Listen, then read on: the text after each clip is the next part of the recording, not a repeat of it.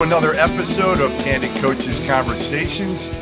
We got a great show for you this week. We're going to touch on HBCUs, historically black coaches in universities. And we got a great panel for you here today of some of the best assistants in the HBCUs. We've got my partner in crime, Charlton Young from Florida State, otherwise known as CY. And we have Sean Woods, one of the very few coaches that has been able to get a head job from an HBCU, out of the HBCU. So let's kind of get to it here and talk about the major issue at hand, which is why HBCUs don't get more respect. For me, that ultimately that's what it comes down to, right? More than anything, the numbers are ridiculous. Since 2013, only 2 head coaches have gotten jobs from HBCUs. One of them was white this year, Ryan Ritter. So just one black head coach, Mike Davis, who happened to go to a national title game years ago at Indiana. I mean, think of this. Sean Woods, you're one of 5 coaches to get a job from an HBCU since 2012. The other one, John Cooper, Anthony Evans. So Sean Cooper went Tennessee State to Miami of Ohio. Anthony Evans went Norfolk State to FIU. And then obviously Mike Davis went to Detroit from Texas Southern. And this year, Ryan Ritter went Bethune-Cookman, and they didn't play, to Texas, to UT Martin. And Sean, we know you went Mississippi Valley State to Morehead State in 2012, and you're back at Southern now. All right, so let's start with you, Sean. You've been in this league. You got out of this league. You're now back in this league or with HBCUs. What do you think the perception is of HBCU basketball? Well, I think because of,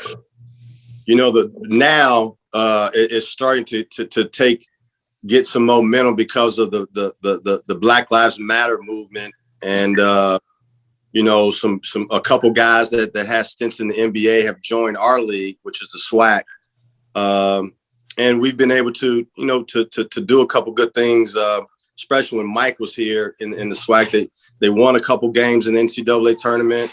But the history of HBCUs is unfortunate, because every coach in America complains about something. And I think it's one of the most intriguing leagues in college basketball. Me, myself, we may not have the resources, financially, and that's the biggest thing that HBCUs get hit with is financial resources. But I think all HBCUs now are really making a significant charge, especially from these universities, as far as doing much better jobs from facilities. The academic situation has always been there. It's just the image. And now we have a new commissioner, especially in our league, which is Charles McClellan. He's really making a stand and getting us publicity, especially from a national standpoint. And we're playing more national games on ESPN and ESPNU than we've ever had. And more so than any other low mid-major league that I can think of right now. And I think it's heading in that right direction to where it's not about being all black anymore, because there is some significant change in that too. I think now with the coaches that these schools are hiring is going to start to give HBCU, especially basketball, more credibility. So how do we continue? And maybe it's a question, Sean, like for you too, as media people and white media people, what do we do? How can we help HBCUs? Obviously, we saw kind of a push, right? McCurr Maker commits to Howard, and everybody blows that up. That was an easy one. He's a highly touted player. So that was an easy one. That's not going to happen every year. Let's be honest. How can we continue and sustain momentum to give you guys more exposure, credibility, whatever it is? Jeff, I'm gonna come right at you with it. Come to our games. Yeah. It starts with that. See, everybody that they don't come to our games. They don't see the atmosphere and to appreciate it. You see it from afar and you go by what you hear.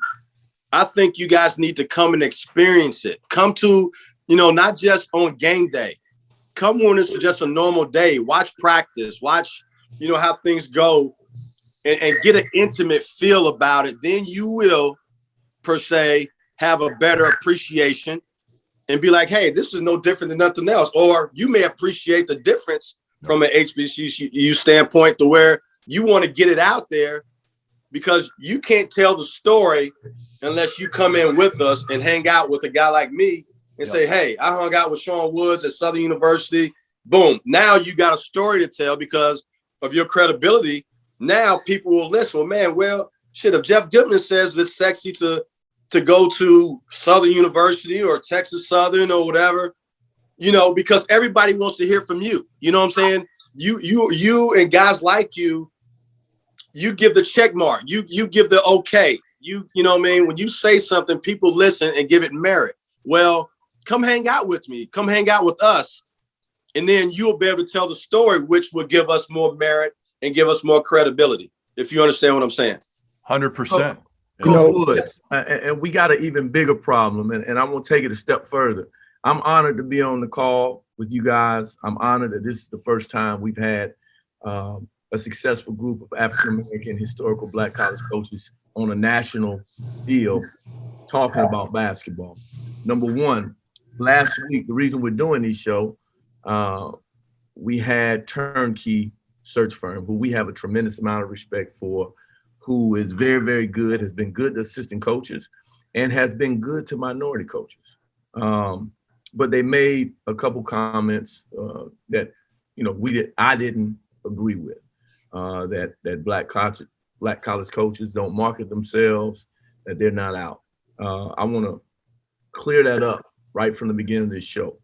I've been in the profession 26 years. I've seen the best of the best in HBCU basketball coaches. Fang at Coppin, Ty Bozeman at Morgan, Cy Alexander. I mean, it's been some really, really good coaches. And all of these guys work their butts off, and they're really, really good.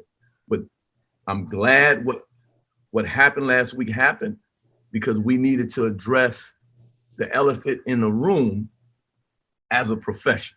And Sean, you can attest to this because you're from the 1900s like I am. We first got to change the perception of HBCU basketball within our own coaching community. Because here's the truth, and we need to address the elephant in the room. If a young man gets a job at Florida Gulf Coast, Wofford, or College of Charleston, the perception is he's on his way up. If he gets a job at a HBCU, the perception is he's stuck. That's what we got to attack. Not with the media, Sean, amongst our own coaching community. And then you can build out because I got Reggie Sharp on this call who I coached at Auburn, who should be a Division I head coach. I got Willie Powers at Florida A&M, who was my point guard at Georgia Southern, who should be the next head coach at Georgia Southern. But a lot of people don't want to hire guys when they got HBCU on their resume. And that's what has to change. Because we got to address it. Somebody jumping in. Daryl Sharp. Part of the problem, in my opinion, is when you're at HBCU, you don't win the press conference for the AD. So we all know at the end of the day, ADs want to win the press conference with the hire. So if you can't win that press conference because there's a perception of HBCUs that when we don't coach or we don't have the structure, we don't have the same schedule. And I don't know why that perception is out there. We don't get the exposure that we should get. For example, Hampton University goes to the Big South. Everyone says to me, the first summer I'm on the road, well, the perception will change now that you're at you're at Hampton, but you're in the Big South. Jeff, the perception has not changed. The second year, we were fortunate enough to go to the championship game against Winthrop, conference tournament. Yep. In the second year of the conference. Perception hasn't changed. I bet I'll pick up a basketball magazine this fall, and I'll go to the HBCU section when I was in the MEAC, and there'll be teams that have names of players that haven't played for a year in the back section. MEAC schools. So when I see that media people don't even know the players for some of the teams the next season, there's just no understanding of what's going on. You know, I think that, excuse me, Jeff and CY, I think this conversation right now is a great start. This is the beginning of something that's bigger than anything we all can possibly imagine one day. You know, the opportunity to have us here, to give us this national platform, to be able to speak to the world and let us know that we are intelligent men. We are people that work extremely hard. The same hours that CY may put in at Florida State, I put in at Norfolk State. I work as hard as anybody in. And I can honestly say that I don't care what level you're on, I think I'm as smart as anybody that I go against on a daily basis. You know, Daryl's talking about perception. You know, last year we beat 2 Big South schools. We beat Atlantic 10 school. We beat a colonial level school. You can't tell me the man that I work for every day can't coach against anybody. You just can't tell me that. And have me not believe that I'm working for one of the best coaches, not only in the HBCU, but in mid-major basketball. You know, then we talk about the financial side of it that Coach Walker was talking about. You know, too often we try to compare ourselves and we say that HBCUs don't have any money. Well, the reality is we got as much money as Radford. We have as much money as Longwood. We may not have as much money as Virginia or ODU, but Longwood doesn't have as much money as Virginia or ODU as well. But then again, it's a perception that we're lacking. We have a beautiful facility. We have a beautiful campus. And we have guys that come from high levels. And so I just think that if we can continue to put the message out there in print and in media, then we'll do a great job of dispelling the perception that's out there. Jamal, that's well said. But again, we got to make sure we change this perception within the coaching. I agree. And build out, because the perception is worse. When I call for a young man that's coaching at Florida A&M and say he should be hired at this school, and they see HBCU on the resume and they say, Let's see why I can also say this. And like you said, we go from the 1900s. One of the things that I think that we had that's no longer in existence is the BCA. When we have other high to mid-major head Black coaches that were there that you can have an opportunity for a weekend to get to know and have a conversation with, and then they knew you on a different level. Think about the relationships that were able to be established in that weekend that we always went to every year in Indianapolis, that a lot of these guys may be on the Zoom, haven't had an opportunity to experience. Why not? Easy question. Why isn't the BCA doing anything? I think that the financial side, and there wasn't enough support, not only just from college coaches, but also from high school coaches. Another part with Big John, John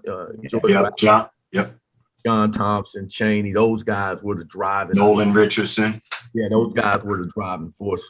And we were young Thundercats at the time. Sean Woods used to be there with us. This pre-internet now. I was beating Sean. Meet me at the meet. That's how long. You're right. But, You're right. Coach Reggie Sharp, go ahead. Yeah, thank both of y'all for having us on the show. And it's a big deal for us in HBCU basketball. But one of my biggest pet peeves, and I think one of the biggest issues with the perception, is that we're all put in a box as far as HBCU coaches. If I say Sean Woods, one of the best HBCU coaches in the country, or LaVelle Moulton, or Robert Jones, I don't say that 2 of the 3 the best HBCU coaches. I say they are 3 of the best coaches in the country. When a kid want to go to North Carolina Central, I don't say North Carolina Central University is one of the best HBCUs in the country. I say North Carolina Central is one of the best universities in the country. So when you put us in a box, you exclude me from all the other PWI universities in the country. What makes me different than them?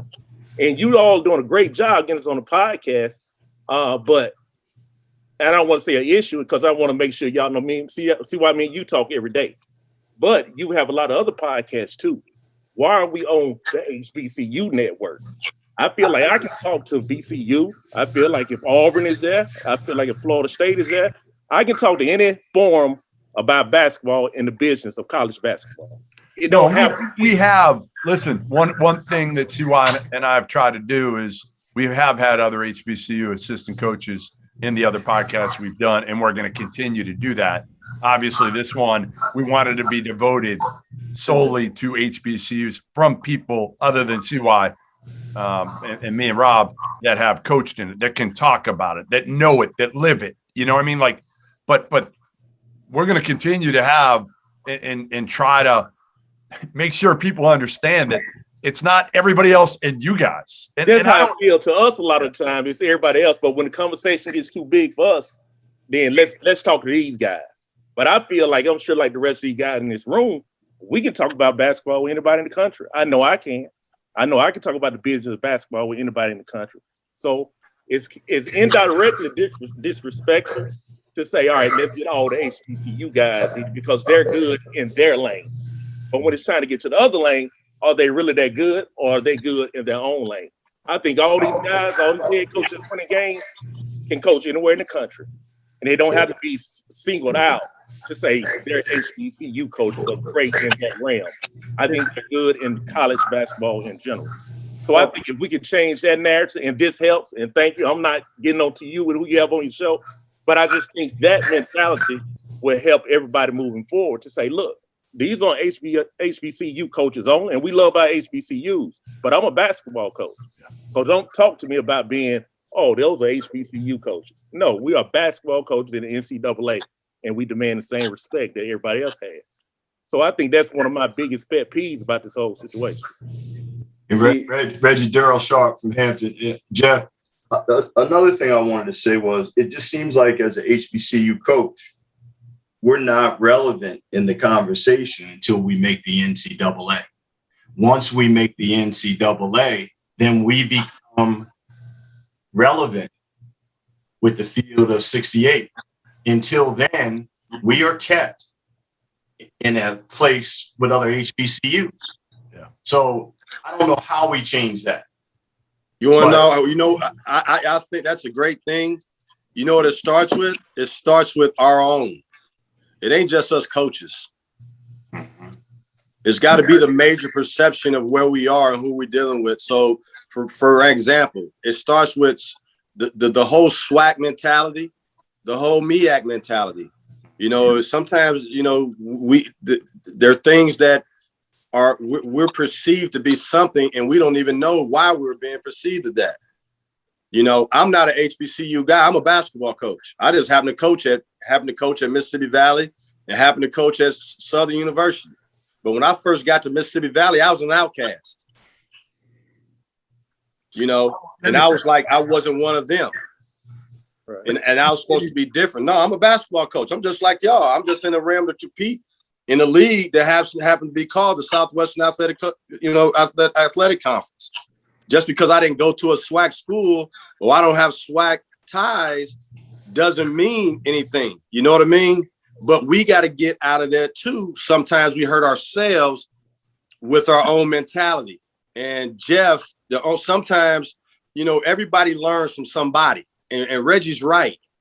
You know, we are put in a box. That's why now, Jeff, I commend you because this is an opportunity for people that's on this panel and not just the assistant coaches in our league, but head coaches in our league who wants to move on and get bigger and better head jobs. You know, we do need a platform. You know, we do need to stop saying a HBCU coach and just say Sean Woods has done a good enough job to be the coach at X, Y, and Z, or whoever else in our league. You know what I'm saying? Johnny Jones is not a SWAC guy. Johnny Jones is an SEC guy just like me. You know, Mike Davis wasn't the SEC guy. Roman Banks wasn't the SEC guy. You know, but then when you go to that level, you get tarnished or you get a stamp saying that you're an HBCU coach. Ain't none of us HBCU. We come from the cream of the crop as far as how we're raised. So Sean, I gotta say this. Robert Jones, Norfolk State. I watched him in the NCAA and tournament. he's good, and he's really good. Big time coach. Lavelle Moat, really good. Big time coach. Robert McCullough here at Florida A&M. Really good. Big time coach. But before these guys, there was Todd Bozeman at Morgan State. And Todd really good. Who and wasn't a, you know, I get what you're saying. Todd Bozeman was beating high majors. Everybody.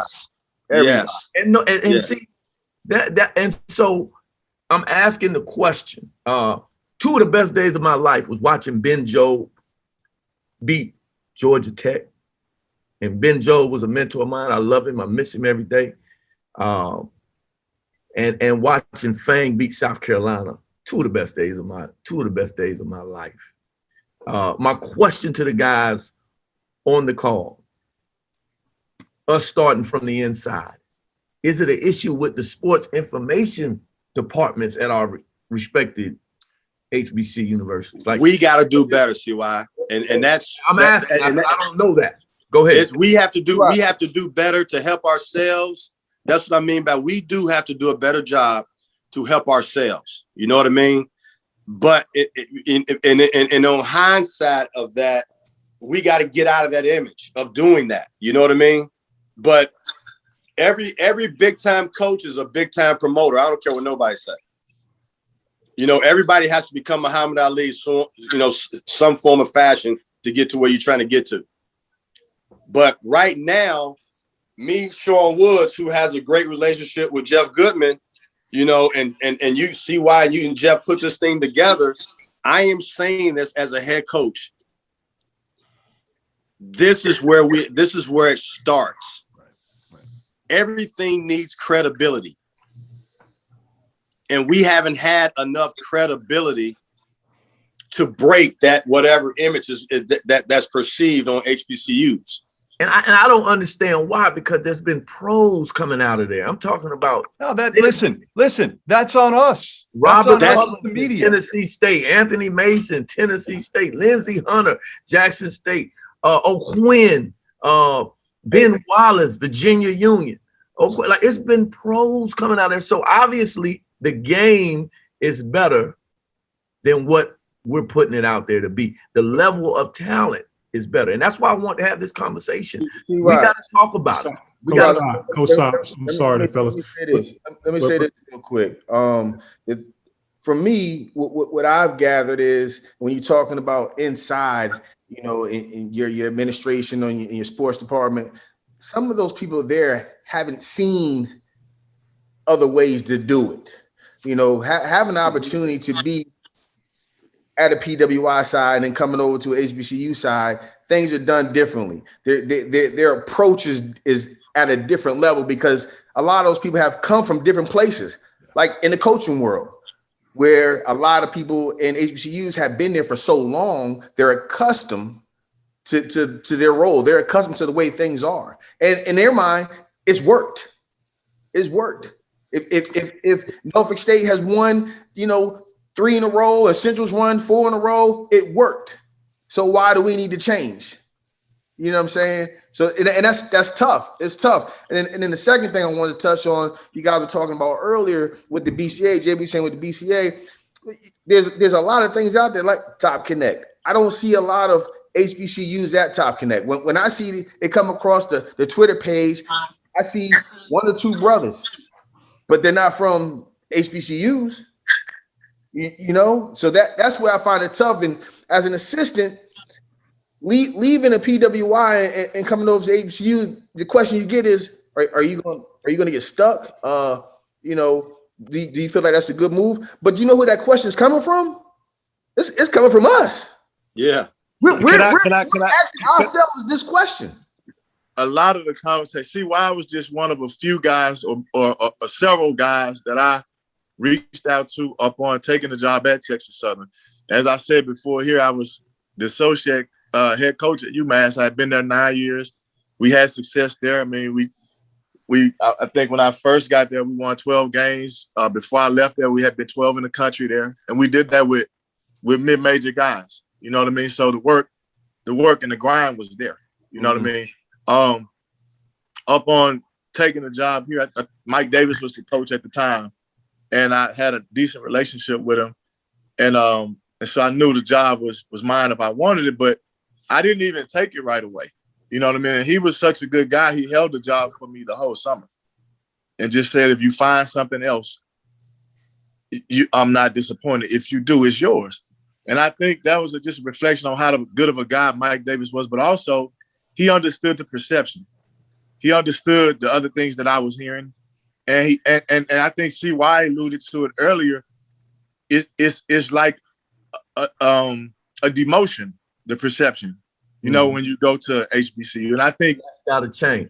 Yes, Mike Davis just being in the Big Ten and being in the, I think, Conference USA and then being here, I think he knew how hard it was for him to get out of here. You know what I mean? So he wasn't going to tell me that, but he said, if you, if the job is yours, if you get something else, fine. If not, boom. So I talked with a lot of guys, see why I was one of them. And my question was the same thing. What do they mean, stuck? You know, some guys would just tell me, like, don't get stuck. That's good. Just make sure you don't get stuck. CY was one of several guys that told me it's about your relationships. It's about you connected, you got relationships. It's not going to be a problem. And I think he gave me an example of several guys that had coached in the SWAC and got jobs. When I got here, I understood what people were saying. You don't really, it's one of those situations, Jeff, like you were saying, unless you are here, you're not really going to get it. You're only going to get, a piece of what people are saying, but not the reality. And so I think a lot of it is what Ahmad was saying. Sometimes you only know what you've experienced, I'm sorry, somebody keeps calling.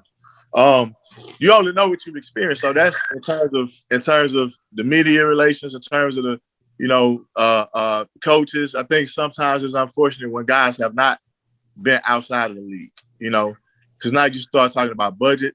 Like, for instance, on the road, when everything is normal, when there's no corona, the year before the NCAA stuff and there was no tournaments, you go on the road and you go recruit. Well, a lot of times, if your budget doesn't say that, you don't get to go out on the road and network and have relationships. And so I think that some of that stuff has to do with getting stuck as well. It's also about your relationships. But it would be ludicrous to say that there is not an elephant in the room and a perception that you are going to get stuck if you get an HBCU. And I do think, I'm going to say this, and I'm going to be honest, I do think in spite of, I'm the same guy that was at UMass. I'm the same guy that recruited the top 25 recruiting class. I mean, 2 of the kids just played in the Final Four that I recruited at UMass. I'm that same guy. Nothing's changed. Coach Jones is the same guy that was in the SEC. Coach Woods is the same guy that was outside the league. You know what I mean? So nothing has changed, but the perception here, it does stick on your resume. And I do think if you put my resume in front of another guy, let's say for instance, say he's at a mid-major or he's at a low mid-major, and we just talk in the conference in the school, and the trajectory is okay, this is the next guy, he's hot, I need to go. They're gonna choose that other guy. Young Ryan Price, your daddy would have never been quiet this long. Talk to me. No. Well, I guess I'm just listening to everybody, but the perception is not the reality of HBCU basketball. Like, I think there's really good teams. I mean, we look at this year's NCAA tournament, Texas Southern, Norfolk State, both those teams got wins in the NCAA tournament. And, they're really good players in the MEAC, SWAC, Hampton, Tennessee State, really good coaches. You got Coach Woods. You got Coach Jones at Texas Southern, B. Smith at Prairie View, Coach Moden at Central, Rob Jones. List just goes on and on. Buck at Hampton has done a lot of work and don't get enough credit. Yeah. So Go ahead. And, the thing to me is with HBCUs, you have to learn when you're at an HBCU, you have to do a lot with little. So, and Coach Woods brought that up, like the stuff about budget. Like, I think that's probably like one of the bigger issues that we run across is budget issues. From a budgetary standpoint, when you're at a disadvantage, when you have to do things with recruiting, as far as going out, Shad said, that kind of thing. But I just think that we got a lot of things, a lot of hurdles that we've got to get over, that we continue to face, as coaches. Coach Sharp said it. I think don't judge me as a guy in the SWAC. Judge me as a guy that can just be a good coach. Period. Don't matter what level. And one of the other things. Go ahead, Jamal. I'm sorry. One of the other things I think that we talking about clearing up the perception from within, and one of the things that I've noticed and read up and studied is the fact that our athletic directors don't spend enough time getting to know the assistant coaches in the league. So it's even harder for us to be elevated to a head coaching position in our league. It hasn't been a head coach from the MEAC who started at one school and got a head job at another school since 1988.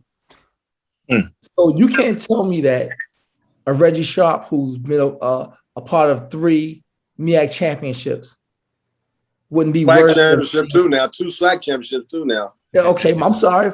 So let me go get him all good now. But you're not qualified to be involved in a head coaching job in this league. You can't tell me that these guys are not. I interviewed for a job in the SWAC last year, and I was a finalist for the job.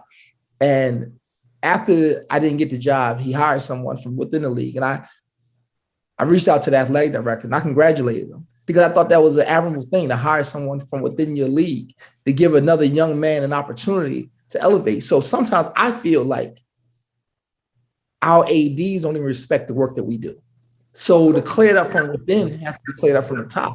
It starts from the top and it comes on down. So yeah, we got to work within ourselves. But every assistant coach on the Zoom right now wants to be a head coach at some point. And we think that we work hard enough in our own leagues that we get the respect that we need to elevate from within our own leagues. And I want to add to Jamal, I think the exact same thing as what you just spoke. But the first thing I want to talk about is the word being stuck. I have a great athletic director, Dr. Wickham McCree, that has made this job pretty good. So Jamal also mentioned earlier, maybe we don't have the money that North Carolina and Duke have, but we can compete on a money scale with some of these big Souths and these smaller leagues. So when you say stuck, I don't want to make it like all these HBC jobs are so bad. And if you get here, you stuck. Because a lot of these jobs are good jobs. So we're not going to even make the perception that we that bad ourselves. By saying if we do get here, now we stuck. I don't feel stuck at North Carolina Central. Now, if an SEC school want to come give me $200,000, then that's a little different. But if it's a smaller league, want to come back and give me some of the same money or a little less, because some of this boils down to your family and your lifestyle. So, but if somebody want to come to me with something that's not as good, Central is as good as a lot of these low major jobs that people tend to think is a better job. So I don't want to say stuck and use that word stuck so much because we kind of disrespecting our league too if we here and we stuck in this league. So I don't want to use that word stuck. And the other thing, what Jamal, you were just saying about all of our guys in this room want to be head coaches at some point. And I think everybody does and everybody should have opportunity. But the issue that we're dealing with in Black college basketball right now as assistant coaches, we're in the Black league too long to go to the white league, but to get a head job in the Black league, they're going to get people from the white league. So they're taking, we can't get out and we can't even move around in our own league because they're taking those people too. So I think you do got a point, Jamal, that, we got to respect our own selves. Our ADs got to respect our own league to show that these guys can get it done. And that's a great point. And I feel the same exact way. I think part of the reason that kind of happens is that Daryl mentioned earlier about winning the press conference, right? And I think part of the problem is that for coaches that are trying to move out of the mid-major level, what you really need to do is be able to win in March, right? You got to get that big upset win. You got to get to the second round of the NCAA tournament. You got to be Anthony Evans at Norfolk State and knock off number 2 seed Missouri, right? But when you are in the MEAC and the SWAC, there are a lot of schools in those leagues where they have to fund athletic departments by just going out and playing all of these bye games, right? And you end up going like 1-12 in non-conference. And when you have so many teams in a conference doing that, that brings down computer numbers. Those computer numbers are what they use to seed teams in the NCAA tournament. And all of a sudden you're looking at a situation where it's like best case scenario is North Carolina Central is getting a 15 seed, right? And the way that you have to go out and win a game in the NCAA tournament is by pulling off a victory against a top 10 team.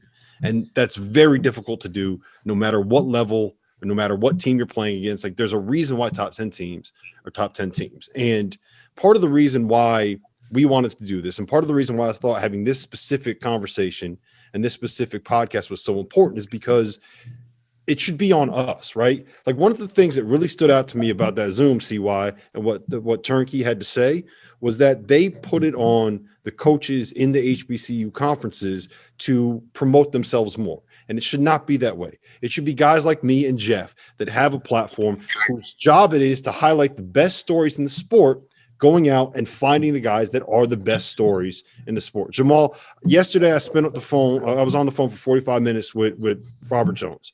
I had no idea that when he was an assistant coach at New Paltz, he coached against the team that I played for in college. I had no idea until I got on the phone and I got to talk with him. I wouldn't have gotten on the phone to talk with him if we didn't get called out for part of what happened, what was said on that search firm Zoom. So I think part of the reason we wanted to do this is because we want to be an ally, right? We want to be able to help elevate people. I want to be on the right side of history when it comes to things like this. And I want to make change. Doing more. I should be taking it. I should be putting it on myself. It shouldn't be on you to promote yourselves to me. It should be on me to go out and figure out who's got the great stories and elevate those people and elevate those voices and elevate those stories. Now, it does help. Listen, Rob, it does help when SIDs call us and give us information. Yes. No doubt. We can't be on top of every school, 350 of them. No, you're right. But I should know that the guy that at Norfolk State absolutely against me when I was in college, like I shouldn't be sleeping on that. I should be aware of that. So or don't get pissed off at the coach because the SID is not as good as you want him to be. Yes. That happens a lot too. A lot. You know, don't everywhere. Wait. That not happens just all the time. Like not just in the MEAC and the SWAC. Sometimes, you know, SIDs don't even travel with their basketball team. You know what I'm saying? There's certain schools that SIDs don't even have a roster. So that adds on to the image. Mm-hmm. You see what I'm saying? Well, let's clear this up. Let's clear this up because I gotta say this. And either Rob, it's like you was reading my mind. I appreciate you speaking up on this. But the word stuck. Low major and mid-major basketball. I don't care if you're in the MEAC, the SWAC, the OVC, the Sun Belt, the Southern, everybody is trying to move up out of those leagues. Exactly. So the same perception that's at the MEAC and the SWAC, the guys in the OVC and the Southern and the Sun Belt, they're saying, I don't want to get stuck in the Sun Belt. So it's the same deal. Point number 2, I was the head coach at Georgia Southern University, my alma mater. I was 43-84 in 4 years. I had to raise a lot of money every year just so the program could function.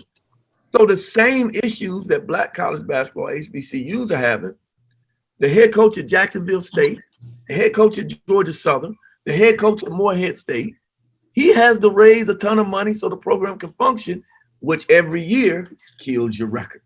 But CY, the difference is, when you win at that level, and because they don't understand that you're going through the same thing, they're quick to say that you're the next hot thing. But when we win at this level, they still say, well, he can't coach. We beat Alabama 2 years ago in the NIT. People don't realize this. There's 14 Division I schools in the state of Virginia. In the last 10 years, we have the fourth most wins of any school in Virginia in the last 4 years. And there's 14 Division I schools in the state. And JB, we got the same thing here. I mean, over the last 10 years, there's 12 Division I schools in the state of Louisiana. We got the fourth most wins over the last 10 years. And I mean, that's a SID problem now. I ain't trying to get nobody fired. I love everybody. I ain't mad. Coach Woods knows I put time into looking that up myself. That's a SID problem. And Jeff, that's what we're trying to get across. We can say all this we want, fellas, and I'm just gonna be straight up with you. It's the perception, but we need guys like Rob, Jeff, to help us change this. There's no way we're gonna be able to change this ourselves, fellas. We can have all these Zoom calls all we want.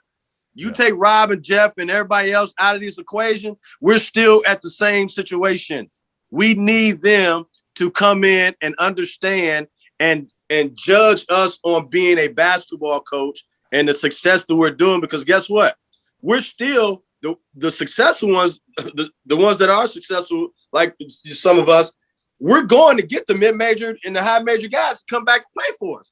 Right. That's the one way we're winning the league. Right. So we're doing the same thing, but we're not getting the same publicity. Yes. And Jeff, that's the thing, fellas. Jeff is doing. We're missing it here. Everything is about promotions. Okay. Yeah. Perception becomes reality. And right now, we need Rob and Jeff to help change the perception.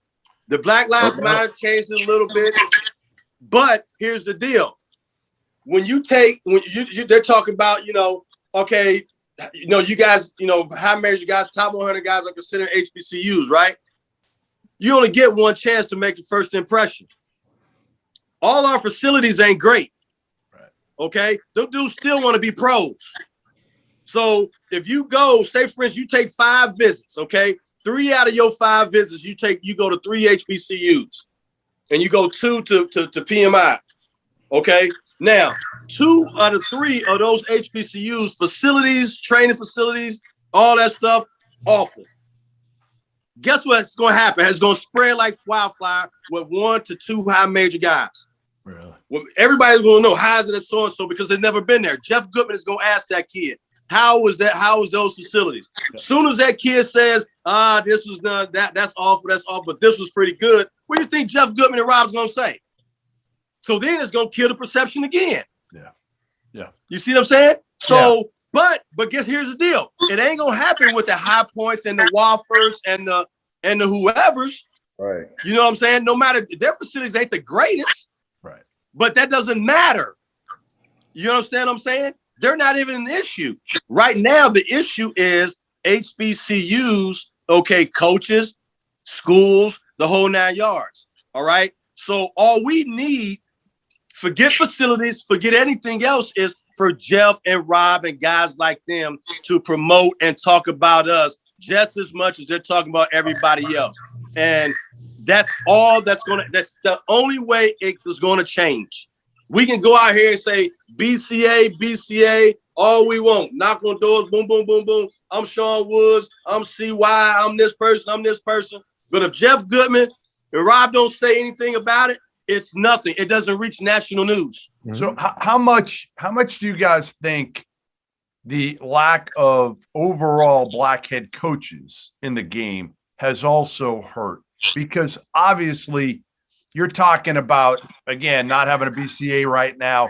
Guys like Nolan, like Big John, whatever, taking care of guys like you guys, and everybody moving up.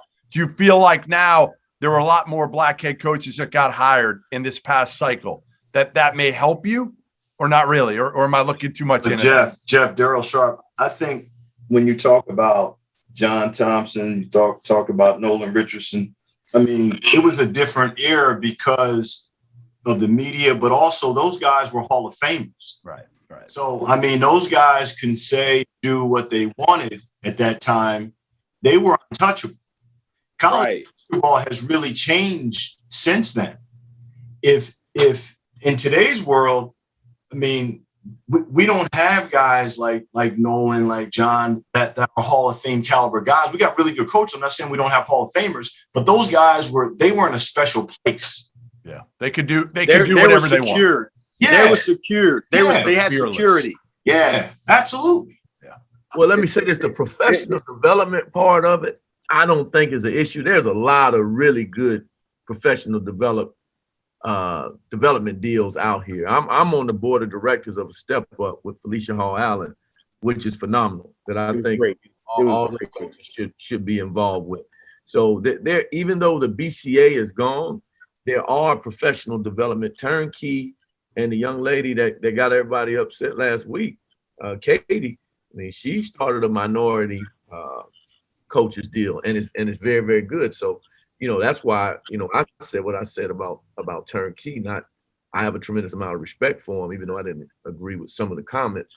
But publicity and changing the perception from within inside of our own profession are the two places that we got to go. And I want to say this, I don't know where we are in time, but this is a historical conversation today. I am so proud to be on the call with the coaches that are on this call right now. I'm honored. I do think this is the first step to us making change and opening some people's eyes. And we got to keep pushing. Jeff, I love the fact that we can have an open and honest dialogue. And I love the fact that Sean, honestly, Sean, I do. You know me. Like, that's what I want. I don't want you sugarcoating shit to me. Like, tell me. Hey, this is a what good can I do? Show, Jeff, with the profanity.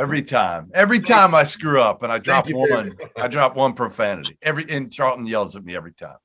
But I mean it. I mean it. Like, listen, Rob and I aren't doing this unless we want to help. I haven't done enough. I haven't. I guess I thought I had. And Daryl, you know this. One of my favorite days ever covering this sport was hanging out with Buck and Hampton and you guys the day you played Kentucky in the NCAA tournament. Honestly. Yeah. I mean, these dudes have me dancing, and Rob knows how bad I dance. You don't want to see that. You do not want to see that. But I'm telling you, like, I would love to come down. Now, again, it's not easy, guys. I'm not lying to you. Like, it's not easy. I'm here in Boston. It's not like I'm getting in the car and driving to any one of you, right? Like, it's not. So it's not as easy. That's not an excuse. I can certainly do it. I got to have access. I got to have a great story to be able to sell to my bosses to be able to do it. Hey, Jeff, I got a story for you. Go ahead. What do you got? Why don't you, is there any way you could maybe do like a HBCU tour? I know you did several times. Like I follow you on Twitter where I see where you stop at places and you visit them during the preseason. Why don't you do something like that with HBCUs? I would love to do it. I would love to do it. The SWAC, you can cover all of that within a 2 day, 3 day span in the SWAC. No, you're right. I mean, listen. Same thing with the MEAC. I haven't done that in years because I'm older and probably a little softer than I used to be. But I would love to be able to do it again and hop in the car.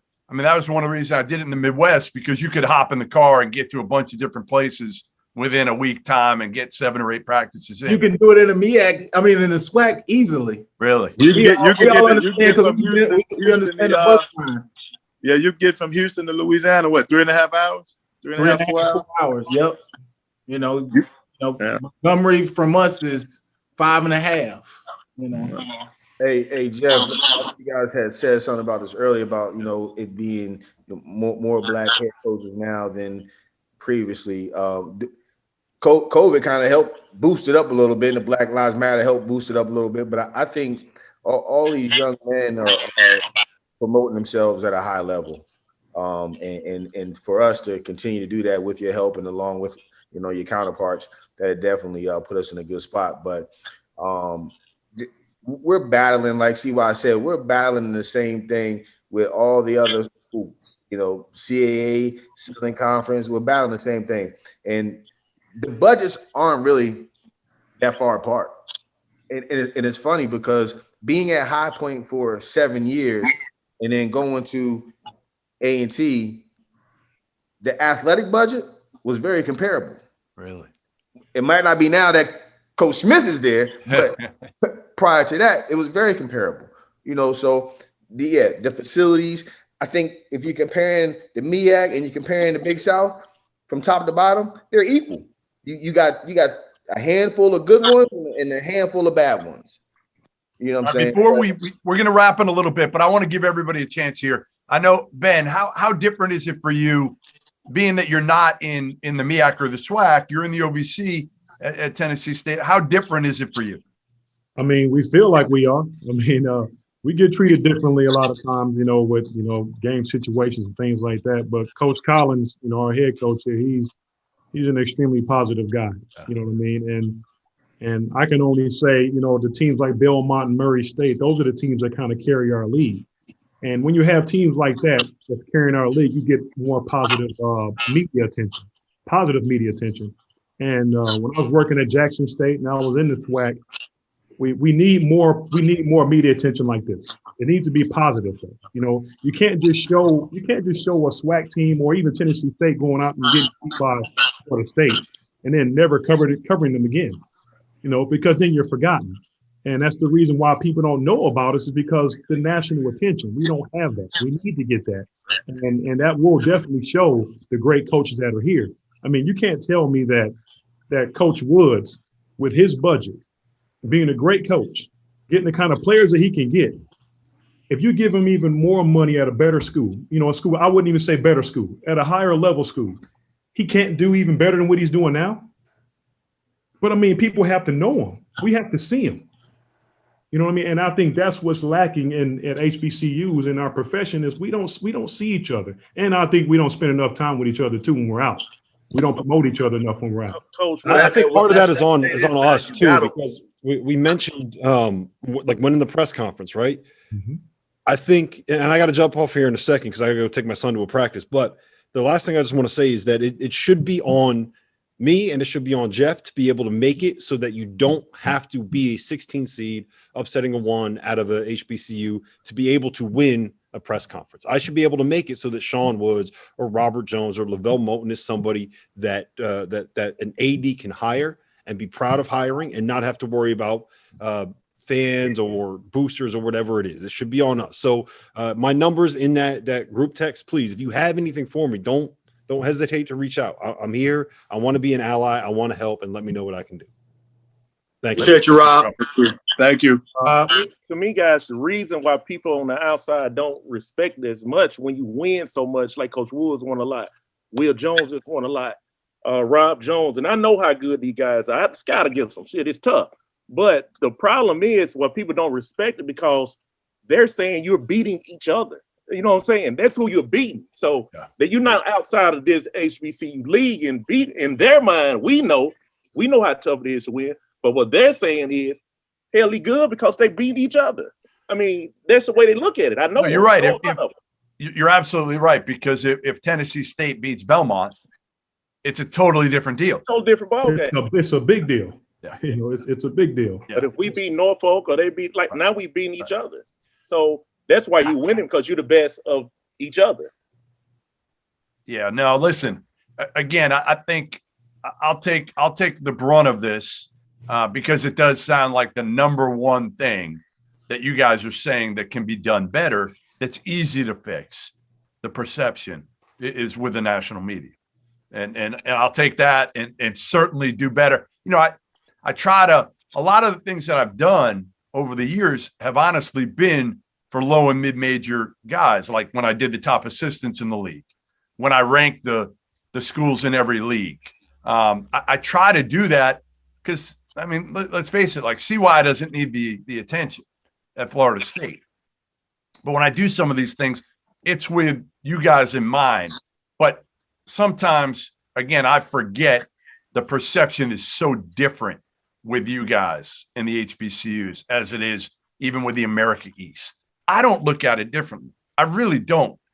But I think also, like, I tell the John Becker story probably more at Vermont, right? When he wins the league, I'm probably building that up more than I am when Will or Robert Jones or Lavelle win the league. I don't think I am on purpose, but maybe I'm doing it. I don't know. I need to be called out, I guess, more for that. And I got no problem being called out for it. Trust me. And Jeff, let me say this. You know, I don't want to send a message out that these guys deserve something for nothing. You got to win. Yeah. You got to win. College basketball, every individual respects winning. But you got Reggie Sharp on the call at North Carolina Central. How many championships have they won? Right. I mean, they respect, it's almost like they respect the Division II national championship more than they do the MEAC or SWAC, which if you win a championship at any level, it should be respected. Well, again, why didn't Robert Jones get a job? Like, unbelievable. Like, the dude won the league this year. There were how many 55 Division I openings this past year? Like, no disrespect to Kyle Neptune from Villanova. No disrespect to him at all.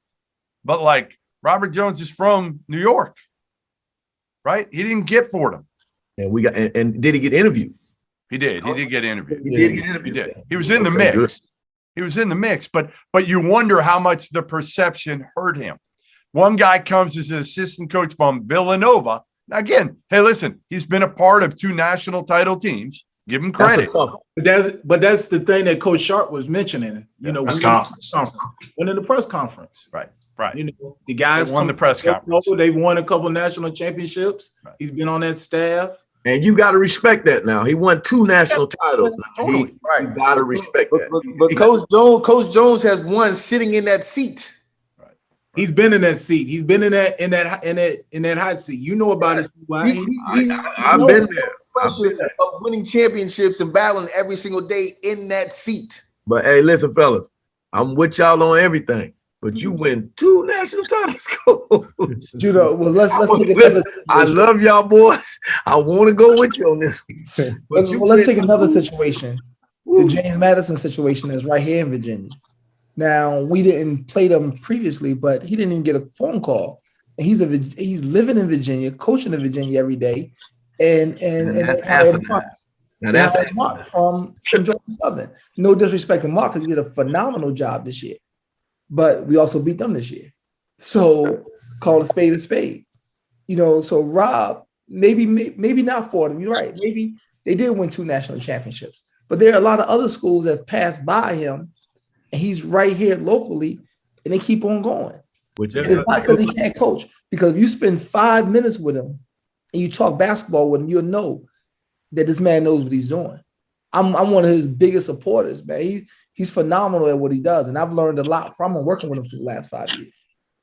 And Andrew, let's let Andrew get in some thoughts here. He's been listening, soaking it up from all you elder statesmen. Let's hear from the young guy a little bit before we wrap on kind of your thoughts. You played at Alabama.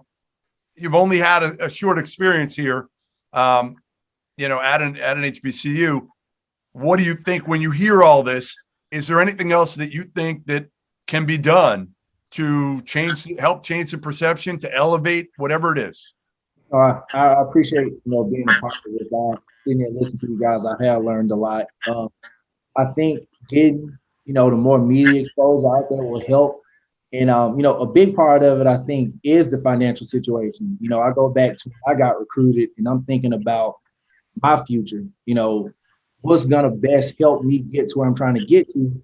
And if the schools aren't able to compete or to get it close, that's where the best players are going to go. We all know the schools that get the best players, they're going to win. And I think one thing that can help that is you see a lot of people, giving money to HBCUs, but it seems like a lot of it goes to the same few.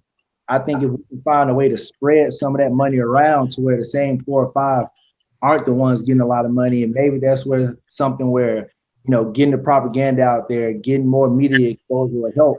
I think this on our level, we've got to do all we can to make sure we're creating as much value as we can for the kids. And I think that's a good way to start it. Yeah, I mean, I need to see more of the schools. I do. I need to see the resources. I've been to some, but not nearly enough. Obviously, people when I go to games, it's more, Kentucky, Kansas, Arizona, like those are the games now. Trust me. And you can ask anybody around here. I will, especially since my daughter actually started liking sports, I will take her to any like Northeastern, BU, like any mid-major, low-major game as often as I can. But it is harder unless there's a great story. People want to hear about Kentucky and Kansas and Duke. There's a reason they're on TV every day. I mean, there is from my perspective, right? We still have to satisfy the consumer. And I think that's something that I always say, like, if there's a great story, it's a whole lot easier, whether it's at an HBCU or a low major, whatever it is. I feel like I can tell it a whole lot easier. If you've got a great story, I tell sports information directors this all the time. I'm like, call me with a good story. Well, I don't have to come down necessarily to write it. I can write it talking to people. We can do the best thing about Zooms is you can have people on like I'm doing right now, everybody together and do it a little bit differently. So I think, again, I'm not saying, hey, I'm not going to go out and try to find a story. I am. But it is a whole lot easier if somebody says, and you guys know your players better than anybody. Well, Jeff, I want to touch on that. And this is the only thing we hadn't touched on. I want to touch on this before we leave. There are better players at the HBCU level than we give them credit. Totally. When I was the head coach at Georgia Southern, I went to Virginia Tech and got the first ACC win in the history of the school. A couple weeks later, Cy Alexander at North Carolina A&T came in and popped me at home. And we thought we was pretty good. So what I'm saying is this: there are better players at the HBCU leagues, and they're giving them credit. We just are not educated on them. Right. They just don't know them. And that needs to be addressed about the talent. I watched some of the guys that was at Norfolk State. I saw them in the tournament. I saw them go head-to-head at App State. I mean, they outcoached them, but I thought their 1, 2, and 3 was better. And I didn't think it was close. I mean, you think about it, CY. I mean, I know Ahmad, they signed a 4-star kid this year. We got a 4-star transfer coming in this year. Yeah. I can only speak about those that I know. I know our league. I don't know what's going on in the SWAC. But there are young men coming in our league that are excited. And one of ourselves was the fact that we are HBCU. And they were excited about the experience. The young man we took, who's a transfer from Boston, and was like, hey, man, I want that experience. I want to see something different. I want to be in an environment where I feel comfortable to be able to communicate with my coaches on a consistent basis. So there are a lot of stories and there are a lot of great, great players, like you said, CY, that are here. And I mean, even for us, you talk about the environment, and Andrew was saying, like, what's best for my future? In Norfolk State, we've had in 8 years, we've had 33 guys go play professionally. I mean, but that's a story that no one knows. Right. But we have to continue, like you said, our SIDs have to get that out, and we have to continue to do a job of getting that out. Yeah, you guys can listen. You guys got my number. You do. Like, there's nothing wrong with promoting. There's nothing wrong with self-promoting. It's not even self-promoting because, again, we can't know everybody. There's 350 teams. Again, I'm not making excuses. Trust me. But I think if you've got a great story and you know your kids better than anybody, and you've got a different, unique story, those are the stories that are easy to tell. Those are the stories that can get me down there to your campus and be able to see and justify coming down for a few days and see again. That's for anybody.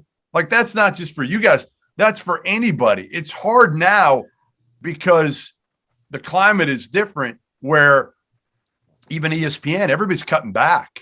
Everybody's cutting back on travel. We can't just go out. Like, I'm hoping to be able to go out in July. So you got to be able to justify now being able to get out and, like you were saying, Sean, spend a week with you guys. Not as easy now as it used to be for me to be able to just say, you know what, I'm going. Hey, CY, I just wanted to say one thing, man. You know, you've been talking with Katie. I've had a couple of conversations with Katie as well, man. Awesome lady. You know, she's definitely been helpful. You know, learning from her and speaking with her in Turkey. But like you said, I know different words for different people. Some people accept things a different way, and it's a foreign language. But she's definitely a great lady. But Jeff, when you come to these campuses, you're gonna be shocked at how diverse it is. People don't realize that because they say it's HBCUs, it's a lot of diversity. We have one of the top engineering programs in college and universities and colleges at A&T. I got to make a run. I got to make a run through, and I'm going to try to do it this year. The only hard part this year, guys, is I got to go in the preseason. My daughter's a high school junior. I got to go where she wants to go to look at school. So I don't know how much control I'm going to have this year in September. Jeff, make sure you come to Louisiana. Me and Coach Woods will take you to get you some fried alligator. All right. I don't know if my daughter's going to eat fried alligator. I will try it. That's for sure. I'm sure she'll like Nashville, Jeff. Bring on over to Nashville. No question. Just make sure you get down to Hampton. That's an easy sell. That's an easy sell. You can come down to Hampton and hit Norfolk State. Jeff, pre-conference, you can go wherever you want. The best time to come is in conference. So, from January to March, you know what I mean? That's when you need to come check one of us out. And the atmosphere of HBCU games, I mean, my father was a longtime college coach, mid-major, and he even says it. He coached it in the Southland for over 20 years.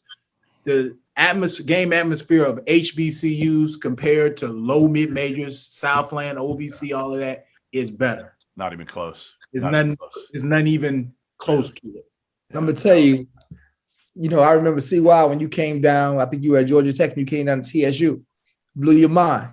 And Jeff, you won't find a rivalry better than A&T Central or Hampton and Norfolk.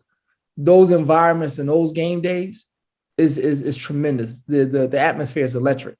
So you will actually be doing yourself a disservice by not spending a couple of hours in those environments. All right, I'm going to do it this year. I promise I'm going to do it. It may not be preseason, like Sean said. I'm going to try to get to a couple of games during the season when the rivalries are there, when, again, I could spend some time and do it right. So, listen. And Jeff, maybe you what. Jeff, I'm going to take this further. I'm going to take this even further, okay? Since you're taking an initiative, which we need you. I'm not going to lie to you. Sean Woods, man, you go way back. So, I'm just telling you, maybe you can even do something of a service to HBCUs. And I'm just throwing this out there now. Throw anything out there. Okay. Maybe it may take someone like you to educate our SIDs and things like that to help. You understand what I'm saying? You know what? I will get them all. I will invite them all to a private Zoom. There you go. There you go. As we're talking here, I'm thinking of other ways. And I know we got like Top Connect and things like that. Trust me, my mind's churning here of how I can start something like that and involve you guys a whole lot more than you're involved. Or reach out to the Richard Sander from Top Connect and give him a little push. And some of the other people who do these, Jason Belzer does one. Give him a little push. Like, let's have more inclusion here and give you more opportunities to get in front of the right people. Because again, listen, I enjoyed this one. See how many have we done now? Is this number 7? 7. Just 7.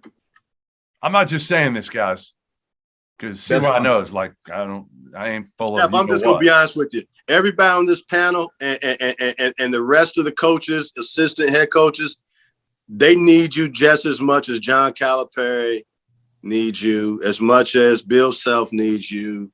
We probably need you more. We need you more. And to be honest, I like you guys more. I don't know if this is going to air, but again, I came up as a recruiting guy. I'm way more comfortable grinding it out like you guys all do. What people don't understand is your work ethic is way better than a lot of those. And CY doesn't have to work. Come on. CY can go in the gym and get whoever he wants. That's right. Another thing will amaze you is how creative we have to be to even stay afloat. That's where we're misunderstood. Yeah. When we're saying we're this, we're that, we have to be more creative than any coaches at any institution in the country. Yeah. Because we have to we have those obstacles that we have to overcome to sell, to get student athletes that are worthy, talented enough to come play for us. You know, another thing I think that has hurt in a little bit of a way. So a lot of us, the national media people, will go to certain events in July, right? Like it's usually Peach Jam, right? Usually Peach Jam. Well, a lot of you guys are probably grinding it out at different events than going to the Peach Jam and watching some dude that you're recruiting maybe not get off the bench. So I think that is another avenue. To me, anytime you see me, come over, talk to me.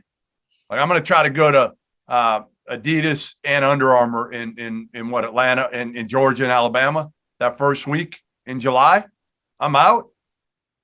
Sit with me. Like that's, you know, unfortunately, you know, as you get older, what do you tend to do? You go in these gyms and you see somebody you know, and what do? You sit with them as you get older, right? Like, isn't that just, but I think the more people get to know people, it's easier for me to go to bat when an AD calls me or a head coach calls me and they ask me about somebody. Well, I'm you know, if I've only met somebody once, I'm going to tell that coach, like, I don't know him well enough. So like the better you get a chance to know me, like Sean, it's easy for me. It's easy. I know you well. Like it's easy for me to talk when people try to talk about something that happened to you years ago. And I could say that was bullshit. Like I know Sean. I know him. Like I know his character. The last thing, John, Jeff, and CY that I want to leave everybody with is that, you know, we're not asking for nobody to give us anything or nothing like that.